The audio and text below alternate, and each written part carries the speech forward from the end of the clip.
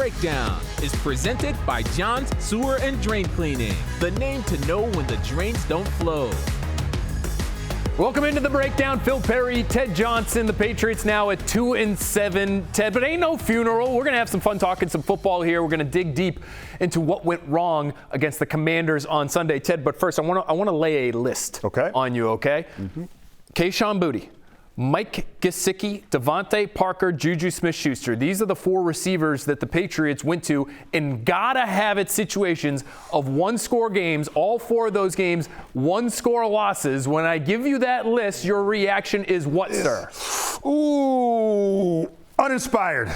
Oh, deflated. That is not the kind of guys you really want to have in those got-to-have-it moments, Phil. We all know that the personnel just hasn't been good all season long. And when you really kind of lay it out like that those are the guys that the Patriots are relying on at the end of the game to make plays, to win games, ooh, that's it's a little bit of a uninspiring kind of gut punch, if you will. One of those games yesterday where it just seemed clear that the Patriots don't have enough talent. It's been a consistent theme throughout the 2023 season. Mac Jones was asked last night after the game about that talent in his offensive huddle. Mac, watching other teams' offenses during the course of the 9 weeks, it seems like their quarterbacks have bigger windows to throw into, chance for more shot plays, more explosive plays. Do you feel like you have to be so fine in this offense it's almost too fine because of the windows that you're throwing into? I think, like I talked about, there's no excuses, and it's hard to compare to other people, other teams. We have a standard here, and at the end of the day, we need to meet that standard and execute as best we can for me as a quarterback and all that stuff. So, I mean, that's a great point, but at the same time, we're always going to focus on us and what we can do better and the things that we need to improve and what I need to improve and all that stuff. So, but yeah, that's a good question. It's a great point, Ted. Yes. It's a good question. How did Mac Jones's answer strike you there? Oh, it's let's face it, it's a little bit of passive aggressiveness, a little bit of contradiction there, which disappoints me a little bit. The quarterback, take it on, Mac. Take it on. We all see how bad the receivers are. We all see how bad the offensive line is. You don't have to make excuses, man. We all see how bad it is. Take full accountability, and I think you'll win more fans over and more of your teammates over. Boy, it had to have been disappointing, though, not to do more against what has been one of the worst pass defenses in the NFL this season. It really should have been a golden opportunity for the Patriots pass offense to get in gear. The Commanders entered the game allowing the second most points in the league. They'd allowed the most passing touchdowns and the second highest opposing passer rating. But the Patriots passing game never got in gear, of course. For more on one of their big missed opportunities, let's head on out to the drawing board, shall we? It's time now for Board Games, brought to you by John Sewer and Drain Cleaning, the name to know when the drains don't flow. Ted, boy, what a mess this Patriots offense was on Sunday. Only 3 for 12 on third down. We're going to break down one of those third and long situations right here. You have MOBP written at the top of the board. That's one of those football acronyms I know you're about to spit at us right now. What's it mean? Yeah, Phil, it means missed opportunity for a big play. And this was right here. This is a 3rd and 7 late in the game. The Patriots were terrible on third down all game long. And you'll see, I'll try to tell you exactly kind of why they were. It's a mixture of things, right? It's a quarterback play, it's the wide receivers, everything. So let's go through this play here. From the defensive perspective, what was the defense doing on this play? All right, the defense was almost like playing like a cover zero. They were sending the house, kind of like a casino blitz, okay? They were sending this D lineman. They dropped this linebacker. These two linebackers were up here in the A-gap sugaring. This linebacker shot the A. This guy dropped out as the rat. So cover zero rat. He's the rat right there. This D lineman goes. This lineman goes. This DB blitzes off the edge. So 5 guys. 5 rushers. The Patriots max protect this. They keep 7 guys in for 5 rushers. So Mac Jones has plenty of time on this play. He's well protected on this play, okay? So on this side, the defense, these 3 guys are responsible for these 3 guys, okay?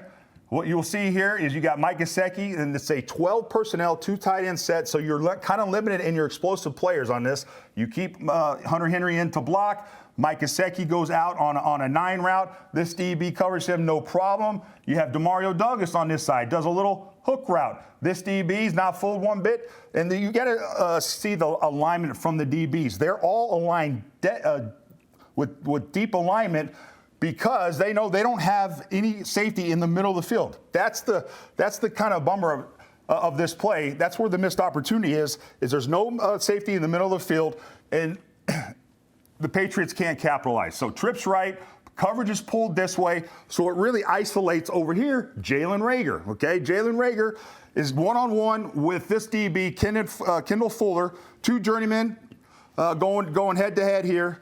All right, so the play, they snap the ball, 5 guys, 7 guys, they got it all blocked up. Hunter Henry stays in the block. Mike Gesicki and Pop Douglas do their thing on this side, but we're going to concentrate over here on this side. Look at all this space right here. All this space, one-on-one, plenty of time. Jalen Reagor right here, he comes out and he does what is supposed to be a double move, which is a post corner, okay? Double move to try and get this cornerback to bite. It is a really bad stem right here at the top. He doesn't sell the post very hard. This DB doesn't bite on the post. And so he just kind of takes a couple steps in and then bounces it out to the corner. This DB is right there on his inside hip. All this space, Phil, against a perfect coverage to kind of exploit. The Patriots couldn't do it. Mac has plenty of time, and the throw is over his head and not even catchable. But the route was a terrible route, not selling it hard enough for this DB to even bite. He was covered the whole way. Mac throws a terrible ball, even though it was picked up perfectly. It's a good call for this coverage, but you're limited with what you have with the personnel grouping. Jalen Reagor out there on third down, got to have it plays. Isn't the guy you want out there throwing the ball to. And so this play kind of highlights the problems with the Patriots offense right now, particularly on third down. The way they're struggling, the debate has raged on all year long. Yesterday, no exception. Is it Mac Jones? Is it his weapons? Does he have enough? Is he not doing enough as an individual? On that play, it was both. That incompletion to Reagor certainly wasn't the only one. Outside of that pick that went right through Juju Smith-Schuster's hands, Mac Jones was nearly perfect throwing to Demario Douglas and Smith-Schuster yesterday. But when he targeted Reagor and Tyquan Thornton, he was just 2 for 10 for a whopping 1.8 yards per attempt.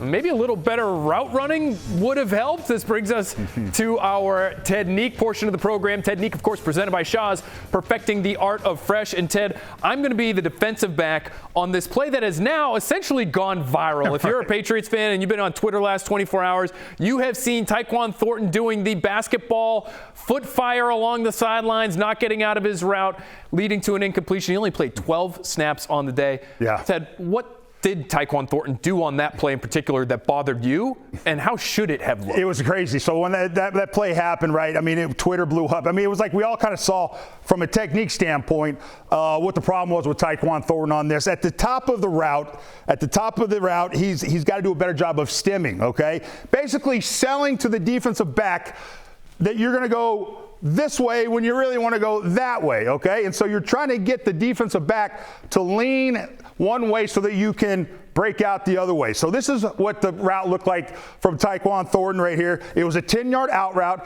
The defensive back was in soft coverage, okay? He's coming at the top of the route, at the top of the stem, he starts stomping that fire.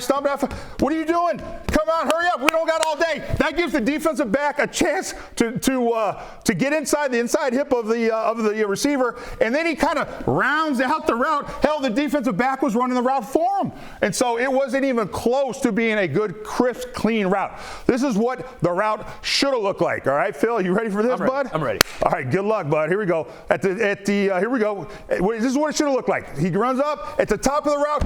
Boom! Sell the inside hard, like you're gonna break it inside, and then cut it hard, and then break it out right here. Don't round it out. Don't stomp your feet. One hard cut like you're going to go outside and then bust it inside and then make it flat. Don't round it out. And so that's what gives you the space and the separation for that defensive back to make a play on the ball, advance on first down. The receivers Tyquan Thornton, I think, is a little limited in those possession type routes, those in routes, slant routes. He's more of a straight line guy, Phil. And so those aren't the best routes for him to run. Man, they went to him time and again in critical situations early in that game. Ted, third down. And a fourth down. He only plays 3 series total before he's asked to take a seat on the bench, and we don't see him again the rest of the day. Coming up at 6:30, tune in for our Bella Early edition with Trenny. Trenny Casey's back.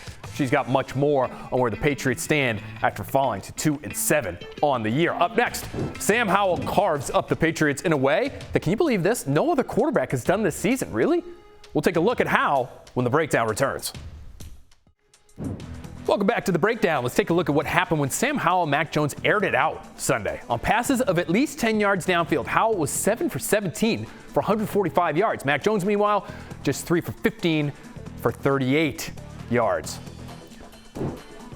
All right, Ted, when it comes to pushing the ball downfield and getting it vertical, this Patriots offense, we know, can't do it, but I thought the Patriots defense, even with a few injuries on the back end, they'd be able to handle that a little bit better. What did you see from them yesterday? Yeah, look, I mean, they got a lot of guys rotating in and out of there. It's, I mean, they move guys around different positions, and so I think sometimes they get a little bit confused, and so there's confusion back there, and there are at times, I think, breakdowns, and just guys not thinking clearly. When you're supposed to get back in your alignment, I see guys pressing and they're getting beat. So just little things here and there. The defense as a whole is good, but I see too many mental mistakes at the end of these games in particular. Sam Howell, not bad for a 5th-round pick just a year ago. I like Pretty good arm on that guy. Not the tallest passer you'll ever see, but he's got some moxie, as the kids say. Did they say that? I think they said that a long time ago. Okay, Sam Howell, not only did he do well throwing deep, he was good under pressure, too. When the Patriots blitzed, he had a passer rating nearly double of when the Patriots did not blitz. One blitz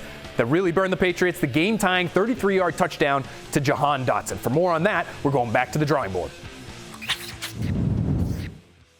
We're back out here for Board Games, brought to you by John Sewer and Drain Cleaning, the name to know when the drains don't flow. Ted, for Bill Belichick, it is a time-tested formula. Young quarterback, let's blitz the heck out of him and try to force him into some mistakes. And Sam Howell, Lord knows, will throw you a football every now and again. But he didn't on this play that we're about to break down here. You have deep impact written at the top of the board. They completed balls down the field all day, Ted. But explain this one for us. Yeah, absolutely, Phil. So the Patriots were aggressive in their play calling, all right? And they have been all season long, right? They've been sitting on a lot of blitzes. Unfortunately, a lot of these blitzes haven't been getting home. And you would think against a young quarterback, historically, the Patriots have success keep sending their exotic blitzes. But Sam Howell had the last laugh on this one. So here's the play. It's 2nd and 10. The Patriots love to blitz on 2nd and 10. Washington's down 7 points on this play. Okay, the Patriots are going to send basically 7 guys and keep 4 back in coverage, okay? And so there's no middle of the field safety here. It is these 4 guys that are all to start at deep alignment against these 4 guys, okay? And then everyone else is blitzing, okay? So here's what you have. On this side of the ball, it's trips right, and the number 2 wide receiver, Jahan Dotson, right here. I looked up his speed, 4.43. Was a first-round draft pick last year, number 16 overall. Miles Bryant, did you know that? Did you know how fast he was? I'm not so sure, okay? So they're all at the beginning of the play, they're all at deep alignment because whenever you send 7 guys with no safety in the middle, you got to get back deep. You cannot get beat deep when you send a casino blitz. And that's exactly what happened. Okay, so on this side, Kyle Duggar, his tight end stays in the block. So Kyle Duggar, at the snap of the ball, he just backs up and looks for work. On this side, you have the number 3 wide receiver who does a deep over, okay? This is Jack Jones right here. Jack Jones goes with his guy, and he has help with Kyle Duggar right here. So they got this guy taken care of on this side. Over here, John Jones has this wide receiver who does a kind of a deep, slim post on this side. Jack Jones, his deep alignment, no problem for him to adjust and have that covered, no problem. Here we go. Miles Bryant, right before the snap of the ball. You see Miles Bryant go up towards the line of scrimmage as if he's going to go do press coverage on Jahan Dotson right here. And as he's coming up to do press coverage, they snap the ball, and all of a sudden you see Jahan Dotson just take off and go right on by Miles Bryant, okay? And now he's in a trail technique the whole way right there. The problem is, what's the expression? If they're even, they're leaving, baby. And Miles Bryant is never able to catch up.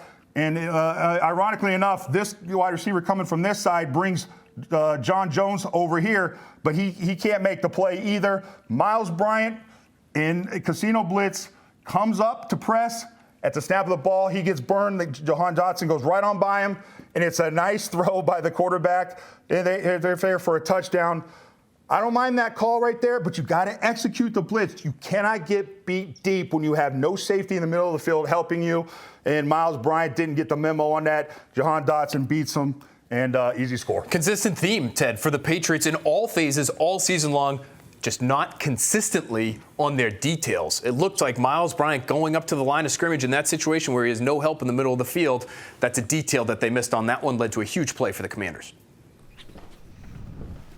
It is time for the report card. My report card is presented by the Massachusetts School of Law. As always, you can check out the reasoning behind these grades on NBCSportsBoston.com. Right now, we're going to focus on the D that the secondary received. We just talked about one big play where they got burned in the pass game, but the defensive backs were also at fault on a big running game play earlier in the game. That brings us to our next Ted Nique. Ted Nique, of course, presented by Shaw's Perfecting the Art of Fresh. We also have with us the Needham High Rocket Superstars with us again this week.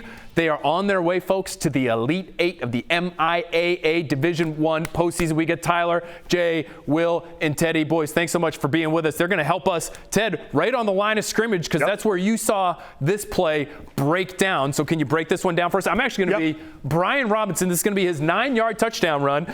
And if the folks at home remember, this is one particular play, a rare play, a 9-yard touchdown run where the running back is not touched. That's right. How'd this one go wrong? He was not touched. Okay, so this is where the breakdown was. Okay, so we're on the defensive side. All right, my man Jay here, he's going to be Josh Uche. Tyler is going to be Jabril Peppers on the outside. Okay, and the defensive line and linebackers for the Patriots, they had a stunt call where they were slanting the line to the right on this play, except they did not execute it like they should have. Jabril Peppers, you will see, runs upfield, and that's what creates this huge hole for Brian Robinson to run through and hit his head on the goalpost without even being touched. So we're going to show you how the play looked on film, and then we're going to show you what should have happened. All right, boys? All right, here we go. And I am Juwan Bentley. I am the second line of defense, okay? Here we go. Jabril Peppers, Josh Uche. Here we go. All right, you ready? Here we go. Blue 16, set, hike. All right, Jabril Peppers runs way upfield. You got Josh Uche slanting inside. You have a massive hole. When Jabril Peppers runs upfield like that, it creates a huge seam in the defense. Who's there to replace? Here comes Juwan Bentley, but he is just too late. That hole's too big. He can't get there. Brian Robinson hits his head on the goalpost. Easy score, all right? Let's come back. This is what should have happened. Look, when you see a defensive line slanting, everyone's got to slant. If one person doesn't slant, then they're going to exploit that hole, that gap that you don't fill, okay? So this is what it should have looked like, all right? Boys, you know what you're supposed to do? Here you go. Blue 16, set, hike.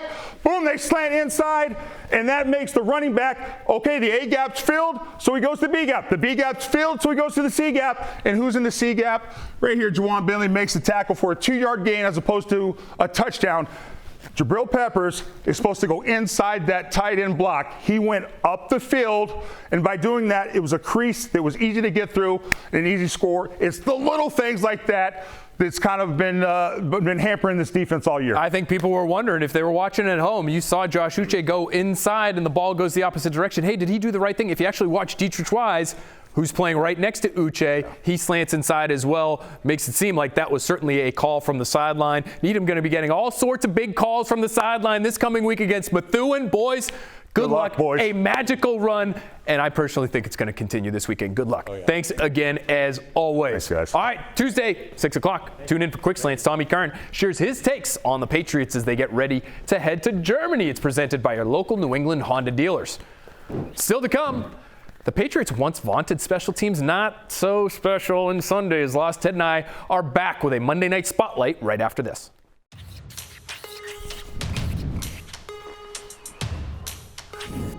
Patriots special teams units, something less than special. Safe to say, late in the game against the Commanders Sunday, the Patriots were called for 4 penalties on Washington's last 3 punts. Ty Montgomery's hold was declined in favor of a Mack Wilson offsides that gave the Commanders a fresh set of downs. Brutal penalty, and Brendan Schooler was called for 2. that pushed the Patriots back inside their own 10-yard line. This is our Monday Night Spotlight, which is presented by TouchView Interactive Display Panels, available at the Oakers Company.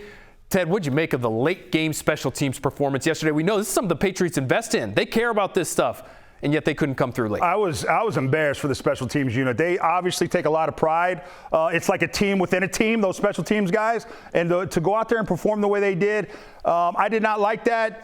That's what this team's always hung its hat on, is good special teams. It's been terrible this year. And the way they acted to the calls that were called against them, I didn't like as well. And so not happy with the special teams at all. There's no excuse to really not give your team an opportunity to win the game better than what they did.